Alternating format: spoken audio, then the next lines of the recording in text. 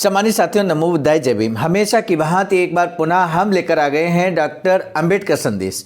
Doctor Ambedkar संदेश नियमित सुबह 5 बजे आवाज़ का ऑफिशियल यूट्यूब चैनल के माध्यम से आपको मिलता है। आज के डॉक्टर अंबेडकर संदेश में कल के ही डॉक्टर अंबेडकर संदेश को जहां पर हमने रोका था उसके आगे हम बढ़ाने का कार्य करेंगे। कल के डॉक्टर अंबेडकर संदेश में आपने देखा था किस तरह से बाबा साहब विद्यार्थियों को, छात्रों को संबोधित करते हुए संदेश देते हैं, और जहां पर हमने डॉक्टर अंबेडकर संदेश रोका था वो वहां पर कहानी चल रही थी कि किस तरह से गणितज्ञ, महान गणितज्ञ लोग आए थे और उनका स्पीच सुनकर रामानुजन जो कि भारत के ही थे, और वो स्पीच सुनकर कुछ और ही लिख रहे थे। जो स्पीच दिया जा रहा था उस स्पीच का हिस्सा न लिखकर कुछ अन्य ही चीज़ लिख रहे थे, जिसका कि देखकर वो गणितज्ञ नाराज हो जाते हैं और रामानुज को काफ़ी भला बुरा कहते हैं। आखिर उसके आगे क्या कुछ हुआ, उस घटनाक्रम के आगे क्या हुआ, रामानुजन के ने क्या प्रत्युत्तर दिया, जिन्हें 20 रुपये तनख्वाह मिलती थी मात्र, आगे क्या घटनाक्रम हुआ, बहुत ही इंटरेस्टिंग घटनाक्रम होने वाला है। आज के डॉक्टर अंबेडकर संदेश को यदि आपने अंत तक सुना तो निश्चित रूप से एक बड़ा संदेश आपको मिलेगा, वो भी बाबा साहब के हूबहू शब्दों में। बाबा साहब के हूबहू शब्दों में ही बाबा साहब के स्पीच को हम प्रस्तुत कर रहे हैं। एक एक शब्द बाबा साहब के द्वारा रचित है। सम्मानित साथियों, आज का डॉक्टर अंबेडकर संदेश इसलिए भी खास होने वाला है क्योंकि शिक्षा के साथ साथ, एजुकेशन के साथ साथ और कौन सी चीज़ें जरूरी हैं। बाबा साहब एक तरह से बड़ा संदेश देते हुए कहते हैं कि भविष्य यदि आपका सुरक्षित आप रखना चाहते हैं तो ऐसे में आपको कौन से महत्वपूर्ण कदम उठाने चाहिए। इस दृष्टिकोण से अगर देखा जाए, कोई भी छात्र ने यदि कल का डॉक्टर अंबेडकर संदेश सुना है और आज का डॉक्टर अंबेडकर संदेश नहीं सुनेंगे तो ये अधूरा ज्ञान रहेगा, और अधूरा ज्ञान हमेशा खतरनाक होता है, नुकसानदेह होता है। ये हम सभी इस बात से वाकिफ हैं। तो इसलिए सम्मानित साथियों, एक बार पुनः आपसे निवेदन है कि जिन विद्यार्थियों, जिन छात्रों तक आपने डॉक्टर अंबेडकर संदेश कल सेंड किया था, शेयर किया था, आज का भी डॉक्टर अंबेडकर संदेश उन छात्रों तक जरूर शेयर कीजिएगा। मुझे पूरा भरोसा है कि नए नए छात्र, नए नए विद्यार्थी जब जुड़ रहे हैं तो उन्होंने चैनल को सब्सक्राइब कर ही लिया होगा, तो नोटिफिकेशन जरूर उनके पास पहुंचेगा और वो बाज करेंगे। कल के डॉक्टर अंबेडकर संदेश मैंने ये भी कहा था कि अपना आप अगर हमें परिचय देंगे, ज़िले का नाम, प्रदेश का नाम, इस तरह से आप लिखेंगे तो हम भी वाकिफ़ होंगे, हम भी रूबरू होंगे आपसे कि आप कहाँ कहाँ से सम्मानित साथी हमारे साथ जुड़ रहे हैं। निश्चित रूप से ये जानकर बेहद खुशी होती है कि पूरे भारत के विभिन्न प्रदेशों से लोग, मिशनरी लोग, डॉक्टर अंबेडकर अनुयायी जुड़ते हैं और लगातार रिस्पॉन्स कर रहे हैं। अब हम बिना विलंब के आज का डॉक्टर अंबेडकर संदेश शुरू कर रहे हैं, क्योंकि बेसब्री से आपको इंतजार है। Buddha Bodhisattva Ambedkar international centre BBAIC Sarnath Varanasi राज्य उत्तर प्रदेश देश भारत के सौजन्य से विषय वही है, चूँकि स्पीच बाबा साहब का वही है, लंबे समय तक मेहनत और कोशिश करने से ही सफलता मिलती है।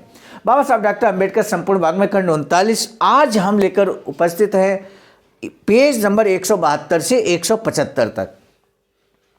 ये बाबा साहब ने जो स्पीच दिया था वो 11 सितंबर 1938 के दिन पुणे में दिया था। छात्रों का 11वां सम्मेलन, अस्पृश्य छात्रों का 11वां सम्मेलन पुणे के DC मिशन हॉल में आयोजित किया गया था, और इस सम्मेलन में बाबा साहब अध्यक्ष के तौर पर और प्रमुख वक्ता के तौर पर इनवाइट किए गए थे, सादर आमंत्रित किए गए थे।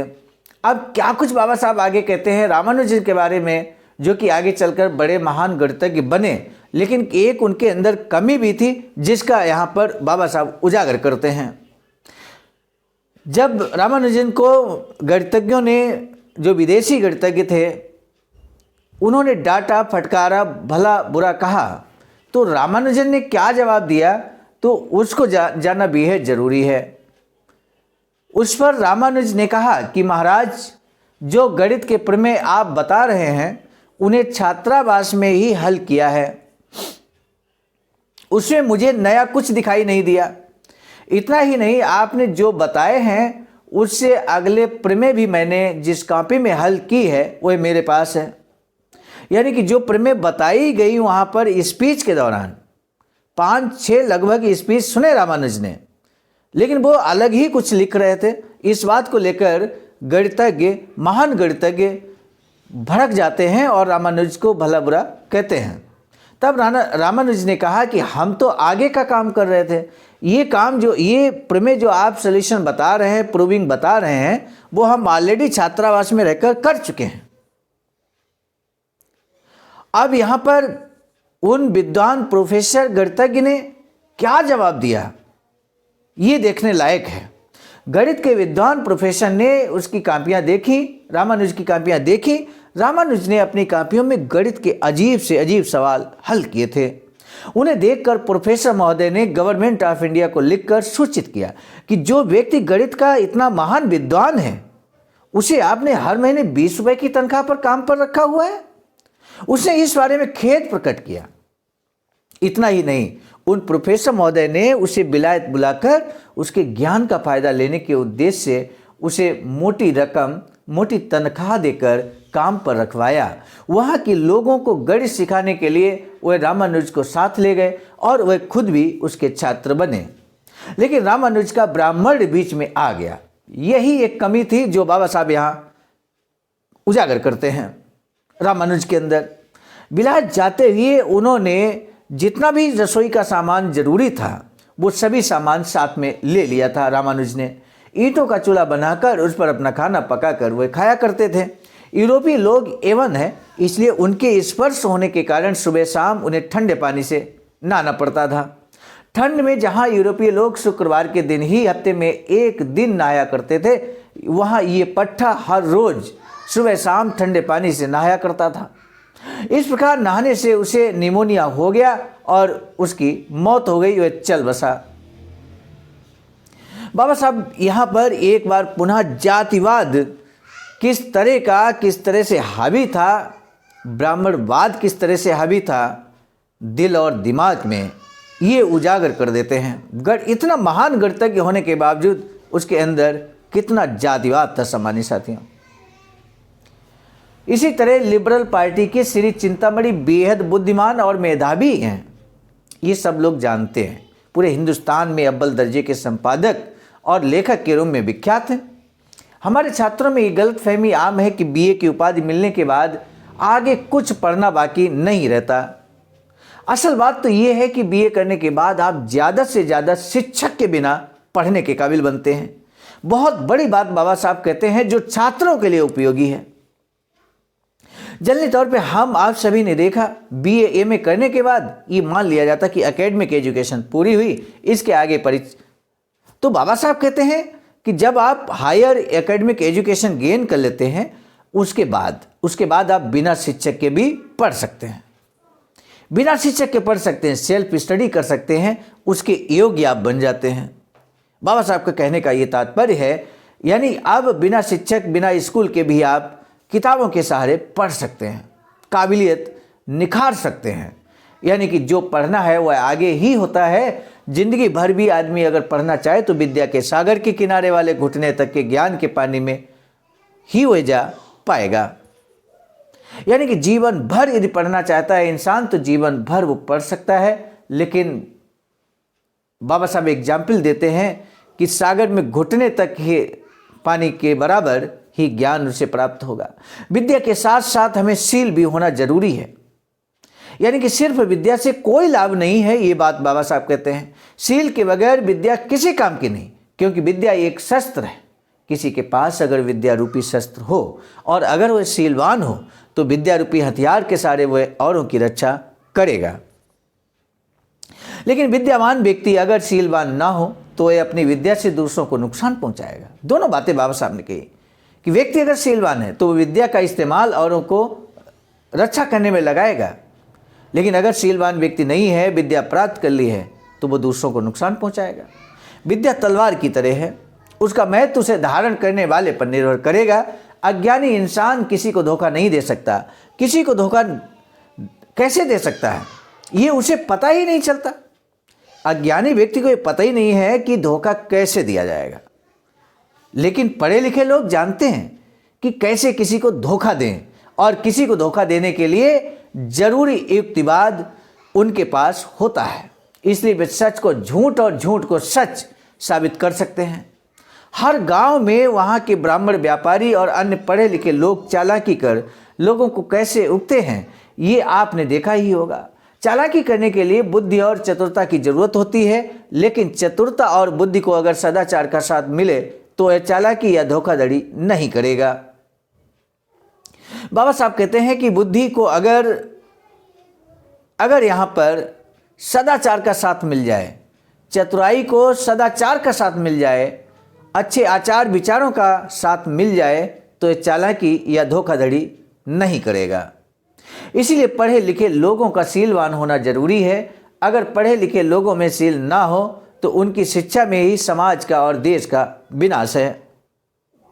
शिक्षा से भी अधिक सील की कितनी अधिक जरूरत है, ये आपकी समझ में आ ही गया होगा। इसलिए हर इंसान में पहले सील होना बेहद जरूरी है। यानी कि अनुशासन के बगैर कोई कार्य नहीं होता है। ये कहने का तात्पर्य है, भाषण पूरा करने से पूर्व राजनीति के बारे में 2 शब्द चेताना मैं अपना कर्तव्य मानता हूँ। हम में से अधिकतर लोग गरीबी के कारण विद्या का उपयोग पेट भरने के अलावा किसी काम के लिए नहीं कर पाते। मैं इसके लिए उन्हें दोष नहीं देता। पढ़े लिखे लोगों के सामने जो दिक्कतें हैं उन्हें नज़रअंदाज करने से काम नहीं चलेगा। आज स्पृश्य समाज अधिकार रूढ़ है। स्पृश्य समाज अधिकार संपन्न है। स्पृश्य माने गए समाज की हालत संतोषजनक है। सभी तरह से उनके जीवन की राह आसान है। उनके खिलाफ आपकी राह में संकट ही संकट खड़े हैं। आपका मार्ग कांटों से भरा हुआ है। किन उपायों से उस मार्ग को आसान बनाया जा सकता है, इस बारे में आप सब लोगों को अभी से सोचना पड़ेगा। हमारे समाज के सामने चारों ओर केवल मुश्किलें ही मुश्किलें हैं। उन्हें पूरा गिनना भी असंभव है।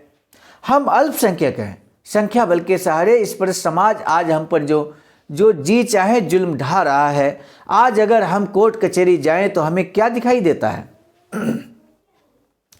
बाबा साहब कहते हैं, मजिस्ट्रेट ब्राह्मण, बाबू ब्राह्मण, सर्कल इंस्पेक्टर ब्राह्मण, तहसीलदार ब्राह्मण, मुंसिफ ब्राह्मण, फौजदार ब्राह्मण। ऐसे हालात में हमारे मुकदमे ऐसे कोर्ट में न्याय मांगने जाएं तो क्या होगा? हमें न्याय मिलेगा? तो बाबा साहब कहते हैं, बिल्कुल नहीं। कई के निर्णय में मजिस्ट्रेटों ने कहा है कि महारों की ओर से गवाह महार ही है, इसलिए उनका भरोसा नहीं किया जा सकता।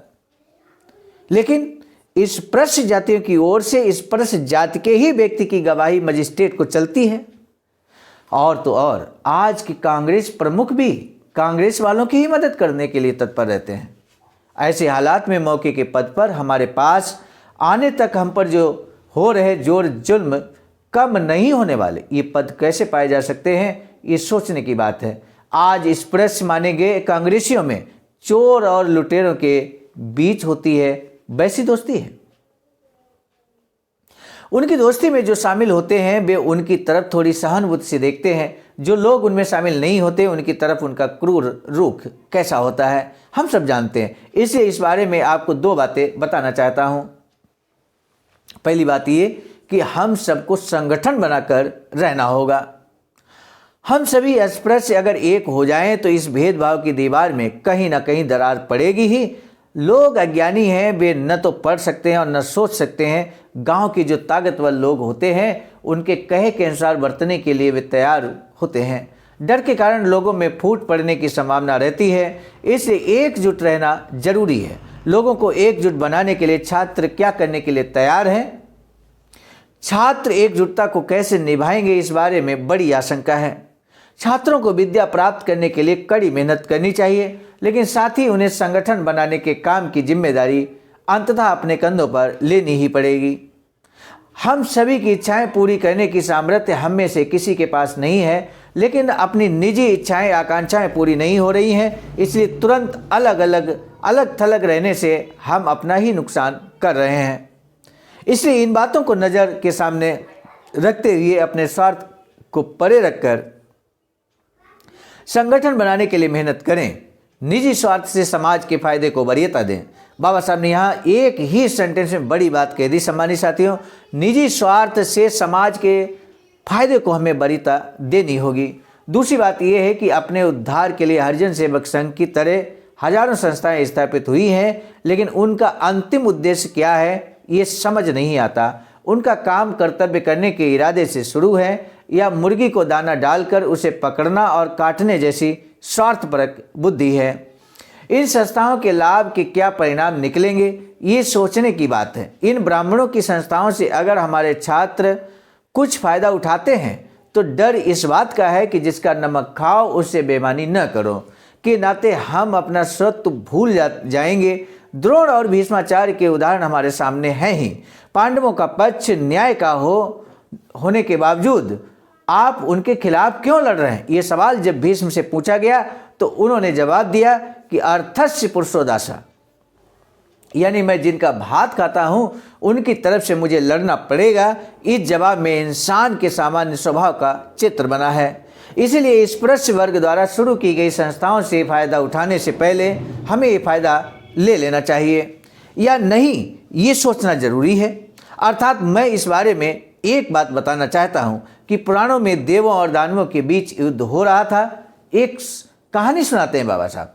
तब दानवों के गुरु शुक्राचार्य के पास संजीवनी विद्या होने के कारण वे मृत सैनिकों को दोबारा जिंदा बनाते थे, लेकिन देवों की तरफ से लड़ाई में सैनिकों की संख्या घटने लगी क्योंकि देवों की ओर किसी के पास संजीवनी विद्या नहीं थी। इसलिए सभी देवों ने साथ मिलकर बैठकर बहुत सोच विचार के बाद ये निर्णय लिया कि देवों के गुरु का पुत्र कच्छ को दानवों के गुरु के पास संजीवनी विद्या सीखने के लिए भेजा जाए। उसके अनुसार कच्छ शुक्राचार्य के पास संजीवनी विद्या सीखने गया, लेकिन देवों की इस कारस्तानी का जब राक्षसों को पता चला तो उन्होंने कच्छ को जान से मार डाला। उसे जलाकर उसकी राख शराब में मिलाकर वह शराब शुक्राचार्य को पिलाई। कच्छ ने चतुराई से शुक्राचार्य की बेटी देवयानी के साथ प्रेम संबंध बनाकर उसे अपनी तरफ कर लिया था। देवयानी अपने पिता से कच्छ को संजीवनी विद्या सिखाने का हट लेकर बैठ गई। उसके आग्रह से अगर शुक्राचार्य कच्छ को संजीवनी विद्या सिखा देते हैं तो फिर अपनी बुरी गत होगी। सोचकर राक्षसों ने कच्छ को मार डाला। बेटी के हट के आगे मजबूर होकर शुक्राचार्य संजीवनी विद्या के सहारे कच्छ को फिर जिंदा न बना दें, इसलिए कच्छ को जलाकर राक्षसों ने उसकी राख शराब में मिलाकर शुक्राचार्य को पिला दी ताकि उसे अगर जिंदा करना होगा तो शुक्राचार्य को मरना पड़े। है ना धर्म संकट की स्थिति। पिता की मृत्यु के बारे में सोचकर देवयानी कोई भयानक हट नहीं करेगी ऐसा राक्षसों ने सोचा, लेकिन देवयानी को जब इन सभी बातों का पता चला तब उसने अपने पिता से जिद की कि उनके पेट में होने वाले कच्छ को वह संजीवनी विद्या सिखा दे। बेटी का हट पूरा करने के लिए शुक्राचार्य ने पेट में ही कच्छ को संजीवनी विद्या सिखा दी। फिर मंत्रोच्चार के बाद कच्छ शुक्राचार्य का पेट फाड़कर बाहर निकला। अपनी विद्या के सहारे उसने शुक्राचार्य को फिर से जीवित किया। देवयानी के साथ शादी करने का वचन उसने दिया था, लेकिन जब काम पूरा हुआ तो विवाह की बात भुलाकर वह तुरंत देवों के गुट में चला गया। कच्छ ने जो किया उसे कई लोग कृतज्ञता कहते हैं, लेकिन मैं उसकी करनी को कृतज्ञता नहीं मानता। इसी का अगर हमारे छात्र अनुकरण करें तो मुझे उसमें कुछ बुरा नहीं लगेगा। इस मामले में अंग्रेजी का एक कोटेशन मुझे याद आ रहा है। जो हमारे छात्र हैं वो निश्चित रूप से इस कोटेशन को ध्यान से समझने की कोशिश करेंगे। No man can be grateful at the cost of his honor. No woman can be grateful at the cost of her chastity. And no nation can be grateful at the cost of its liberty. ये जो quotation है इसका अर्थ विद्यार्थी जरूर समझेंगे। और quotation का अर्थ क्या है सम्मानित साथियों? No man can be grateful at the cost of his honour, यानी कि कोई भी व्यक्ति अपने सम्मान की कीमत पर कृतज्ञ नहीं हो सकता, यानी कि अपना सम्मान गंवा दे और वो कृतज्ञ हो। No women can be grateful at the cost of her chastity, यानी कि कोई भी महिला किसी भी कीमत पर अपनी शुद्धता की कीमत पर ग्रेटफुल नहीं हो सकती, कृतज्ञ नहीं हो सकती।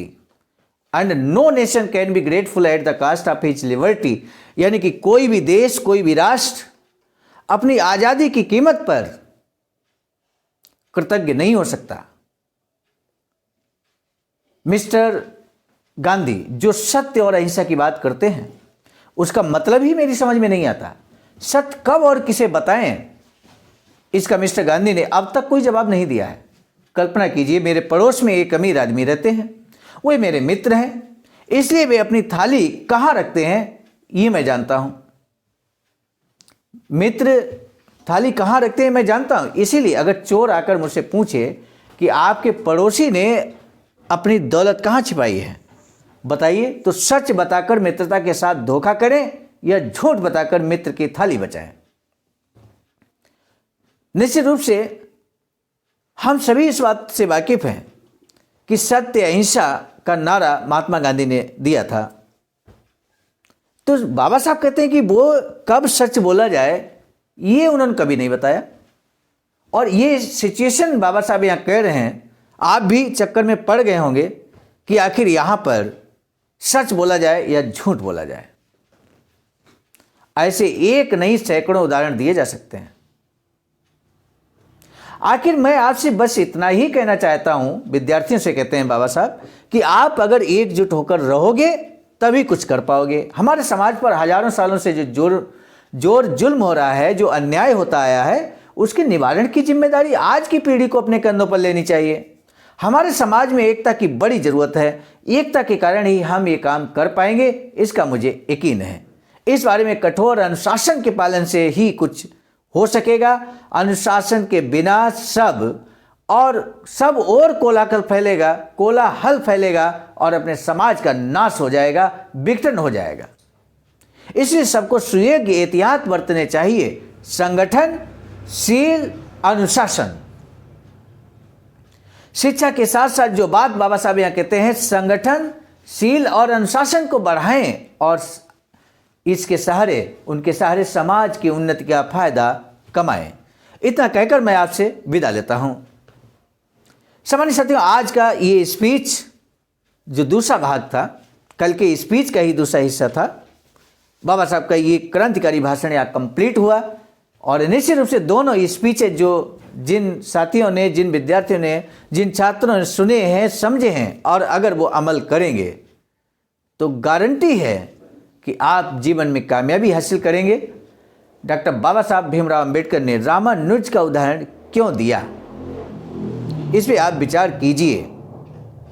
शिक्षित व्यक्ति को क्यों शीलवान होना चाहिए और डॉक्टर बाबा साहब ने संगठनशील और अनुशासन पर क्या बोला है, इन दो प्रश्नों में से किसी एक प्रश्न का जवाब देना है। सम्मानित साथियों, आप सभी से हमारा यही निवेदन है कि डॉक्टर अंबेडकर संदेश जो बेहतर संदेश दे सकते हैं समाज को, समाज की नेक्स्ट जनरेशन को, जिनके कंधों पर हमारे समाज की उन्नति टिकी हुई है, युवा साथियों पर, तो उन युवा साथियों तक आज का डॉक्टर अंबेडकर संदेश जरूर पहुँचे, ताकि वो समझ सकें कि शिक्षा और शील और संगठन, अनुशासन, ये हमारे जीवन के अभिन्न हिस्सा बने। तो सम्मानित साथियों, मुझे पूरा भरोसा है आप पर कि आप इस डॉक्टर अंबेडकर संदेश को अपने स्तर से जन जन तक पहुंचाने का कार्य करेंगे। आज का डॉक्टर अंबेडकर संदेश समाप्त करने से पहले हम आपको बता दें, बाबा साहब की एक अधूरी इच्छा के अनुरूप वैचारिकी सेंटर का कार्य निर्माणाधीन है, जिस हेतु अकाउंट नंबर IFC कोड दिया गया। आप भी अपना अमूल्य योगदान कर सकते हैं दिए गए अकाउंट नंबर IFC कोड पर। अखिल भारतीय अनुसूचित जाति जनजाति कर्मचारी कल्याण एसोसिएशन का आनुषंगिक संगठन बहुजन बोधि समाज संघर्ष समिति है। उसी के तत्वावधान में doctor Buddha Bodhisattva Ambedkar international centre BBAIC का निर्माण कार्य कुछ इस तरह का निर्माणाधीन है। आज का डॉक्टर अम्बेडकर संदेश आप तक लेकर आए थे मिशन नायक बुद्ध मित्र मुसाफिर सर, राष्ट्रीय महासचिव आवाज का नई दिल्ली की प्रेरणा में, और साथ ही साथ संकलनकर्ता के रूप में परम आदरणीय विजय कुमार बौद्ध जी, प्रांतीय कोषाध्यक्ष आवाज का बिहार।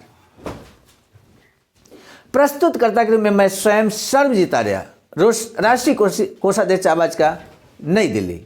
पुनः मिलेंगे नए डॉक्टर अम्बेडकर संदेश में, तब तक दीजिए इजाजत। आप सभी को सादर नमो बुद्धाय। जय हिंद। जय भीम।